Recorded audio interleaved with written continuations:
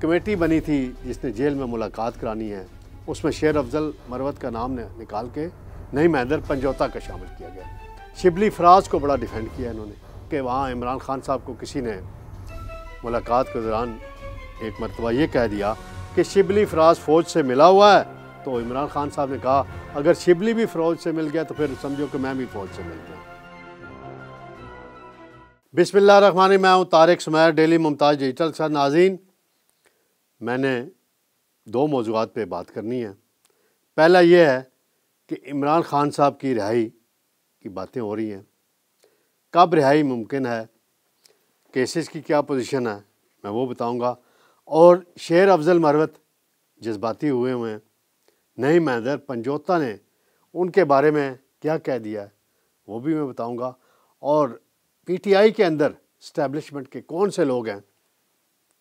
ان کا کیسے پتہ چلایا جا رہا ہے۔ پھر دوسرا معاملہ ہے، چیئرمین سینٹ کے الیکشن ہو رہے ہیں اور تاریخ میں پہلی مرتبہ ہاؤس نامکمل ہونے ہے اور الیکشن کرائے جا رہے ہیں۔ کے پی کے کی 11 نشستوں پہ الیکشن نہیں ہوا، یہ کیا ماجرا ہے اس کا بھی میں آپ کو بتاؤں گا۔ سب سے پہلے میں آؤں گا عمران خان صاحب کے متعلق۔ ہائی کورٹ میں دو اہم کیسز زیر سماعت ہیں۔ 16 اپریل کو ہیئرنگ ہے اور غالب امکان یہی ہے کہ خان صاحب کو دی گئی سزا سسپینڈ کر دی جائے گی۔ توشہ خانہ کیس ہو یا سائفر کیس ہو، یہ دونوں کیس چل رہے ہیں اور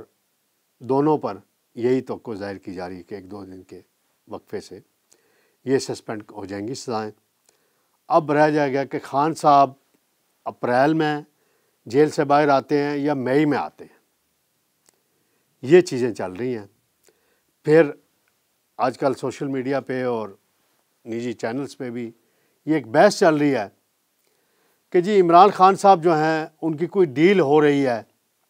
اور ڈیل کو لنک کیا جا رہا ہے کہ جی کور کمانڈر پشاور نے پوری کے پی کابینہ کو بلایا، وزیر اعلیٰ کو بلایا، اور یہ تنقید بھی ہو رہی ہے، اور وہ لوگ تنقید کر رہے ہیں اس بات پہ جن کے بارے میں یہ خیال کیا جاتا ہے، وہ ٹی وی پہ جب آ کے بولتے ہیں کہ وہ اسٹیبلشمنٹ کے بہت قریب ہیں اور اسٹیبلشمنٹ کی اہم شخصیات کے ساتھ ان کے بڑے قریبی رابطے ہیں، اور وہ کہہ رہے ہیں کہ کور کمانڈر صاحب کو بھی خیال کرنا چاہیے تھا کہ انہوں نے 9 مئی کے ملزمان کو کیسے کور کمانڈر ہاؤس بلایا، اور یہ وہی لوگ ہیں۔ یہ بھی ایک رائے آ رہی ہے۔ تو دیکھتے ہیں خان صاحب کی رہائی۔ اب خان صاحب پہ بہت سے اور بھی مقدمات ہیں۔ 190 ملین پاؤنڈ کا کیس بھی احتساب عدالت کا چل رہا ہے۔ پھر یہ 9 مئی کے دہشت گردی کے بہت سے مقدمات چل رہے ہیں۔ راولپنڈی کا ایک شہری جو سرکاری ملازم تھا گرفتار ہوا، ادریس نامی، وہ رہا ہو گیا۔ ملٹری کورٹس نے اس کو بری کر دیا کیونکہ اس کے بارے میں شواہد نہیں تھے، اور اس نے باہر آتے ہی جو فوجی عدالتوں کے سماعت ہوئی ہے، پروسیڈنگ ہوئی تھی ان کی، اس کی بڑی تعریف کی ہے اور کہا ہے کہ بڑا ہمیں عزت و احترام سے رکھا گیا، یہ اس کی کہنا ہے۔ اور وہ غلط فہمی کی بنیاد پہ پکڑا گیا تھا کیونکہ اس کا بھی وہی موبائل کا اس نے کوئی ویڈیو بنا لی تھی، ویڈیو وائرل ہو گئی اور وہ گرفتار ہوا۔ پھر اس نے جب اپنی وضاحت دی، پوری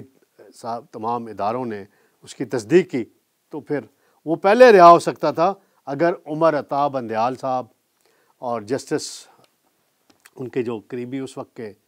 جج اعجاز الحسن صاحب وہ فوجی عدالتوں کے بارے میں اس وقت وہ فیصلہ نہ دیتے۔ اب دیکھیں نا کہ موجودہ جو بینچ بنا ہے انہوں نے دیا فیصلہ کہ جی آپ فیصلے اناؤنس کرنا شروع کر دیں، تو جو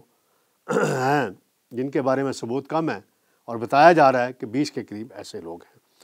تو ناظرین، ایک اور معاملہ ہے، پی ٹی آئی کے اندر اختلافات کی کہانیاں روز آ جاتی ہیں۔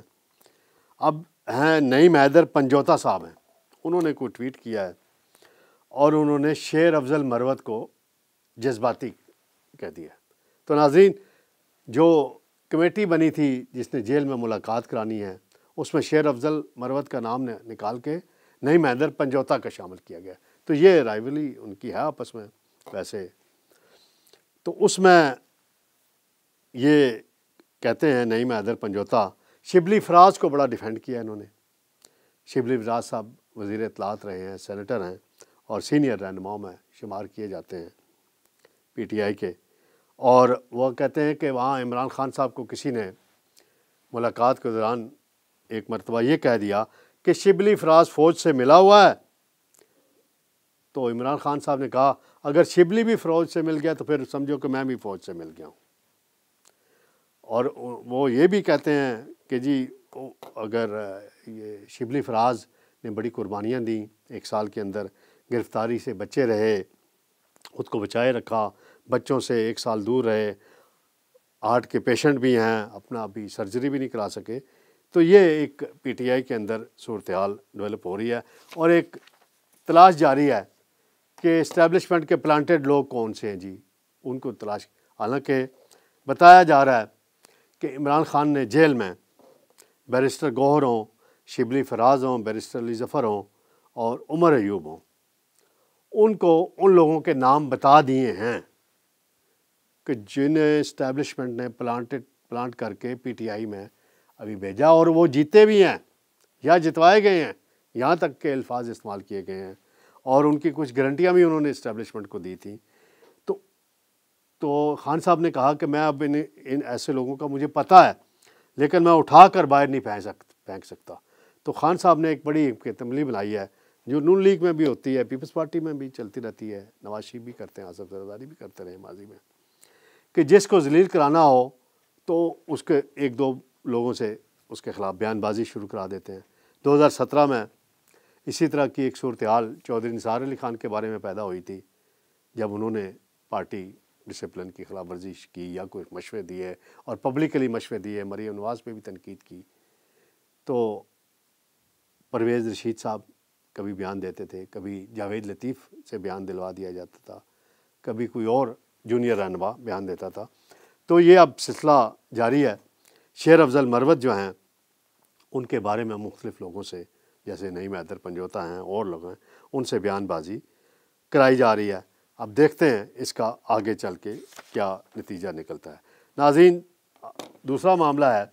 چیئرمین سینٹ اور ڈپٹی چیئرمین سینٹ کا الیکشن کل ہو رہا ہے۔ صدر نے اجلاس بھی طلب کر لیا ہے،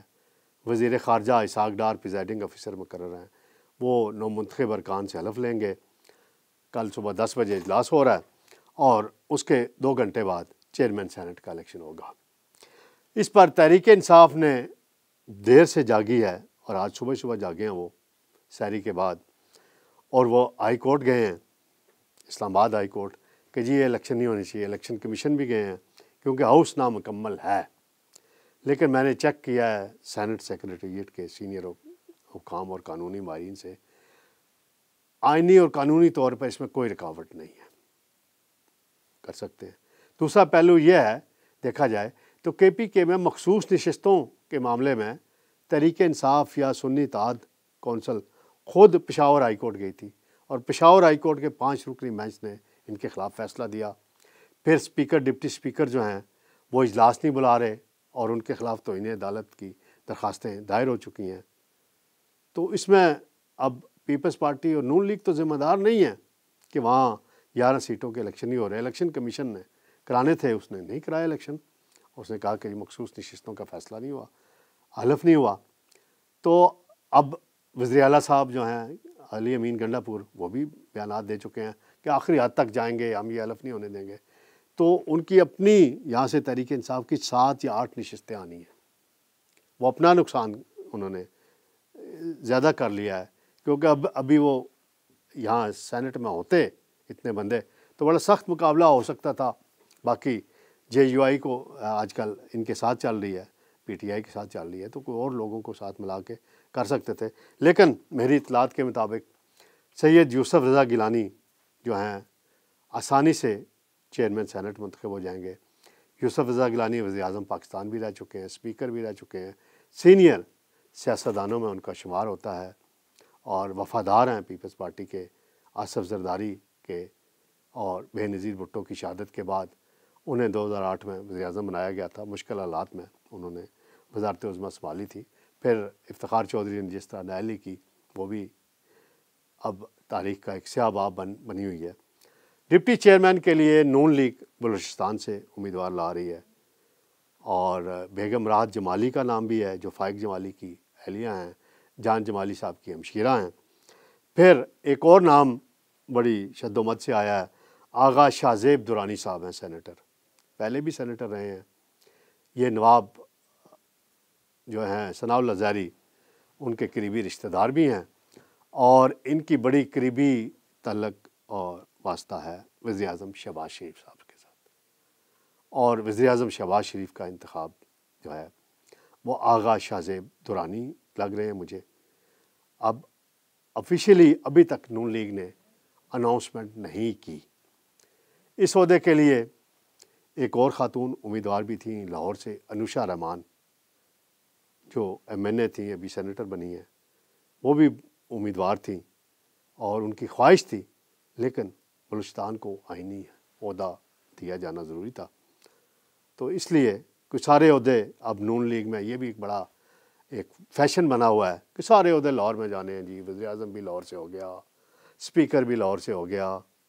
اور بھی اہم منسٹریاں لاہور میں چلی گئی ہیں، تو باقی علاقوں کے صوبوں کے لوگ بھی ہیں، ان کا بھی حق بنتا ہے، آئینی حق بنتا ہے۔ تو اب دیکھنا، پیپلز پارٹی نے بھی پنجاب سے چیئرمین سینٹ دے دیا، صدارت سندھ میں لے لی، ڈپٹی چیئرمین اسپیکر کا عہدہ پیپلز پارٹی جو ہے وہ سندھ میں لے گئی، حالانکہ وہ چاہتے تو پنجاب سے کسی رہنما کو ڈپٹی اسپیکر بنوا سکتے تھے، لیکن انہوں نے یہی کیا۔ تو کل دیکھتے ہیں سینٹ میں کیا صورتحال بنتی ہے۔ اسلام آباد ہائی کورٹ نے درخواست ریجیکٹ کر دی تھی، اعتراض لگا کے کہ آپ پشاور ہائی کورٹ میں پہلے یہ معاملہ زیر سماعت ہے، تو اب دیکھتے ہیں تحریک انصاف کل الیکشن میں حصہ لیتی ہے یا اس کا بائیکاٹ کرتی ہے۔ تو ناظرین، انشاءاللہ کل آپ کی خدمت میں پھر حاضر ہوں گے۔ اللہ حافظ۔